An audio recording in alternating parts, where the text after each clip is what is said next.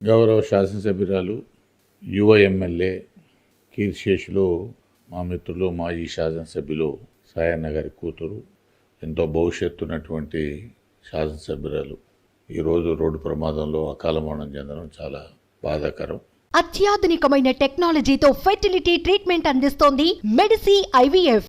ఆ కుటుంబానికి అందరికీ కూడా నా హృదయపూర్వకమైనటువంటి ప్రగాఢ సంతాపం తెలియజేస్తూ ఉన్నాను.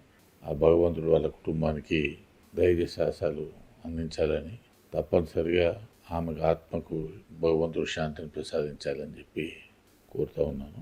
ఎందుకంటే ప్రమాదాలు జరిగేటువంటి మొన్ననే 13వ తారీఖు ఫిబ్రవరి నల్గొండ పర్యటన సందర్భంగా, బహిరంగ సభ సందర్భంగా మా ఇంటికి కూడా రావడం, ఇక్కడే భోజనం చేయడం కూడా జరిగింది. ఎందుకంటే ఆ రోజు శాసనసభ్యులు, శాసన పరిషత్ సభ్యులు, పార్లమెంట్ సభ్యులు అందరూ కూడా వచ్చినారు. వారితో పాటు అమ్మాయి కూడా వచ్చింది. చాలా బాధాకరం, విచారకరమైనటువంటిది. ఇలాంటి పరిస్థితి ఏ కుటుంబానికి కానీ ఎవరికి కూడా రాకూడదు. కాబట్టి నా ప్రగాఢ సంతాపాన్ని తెలియజేస్తాను.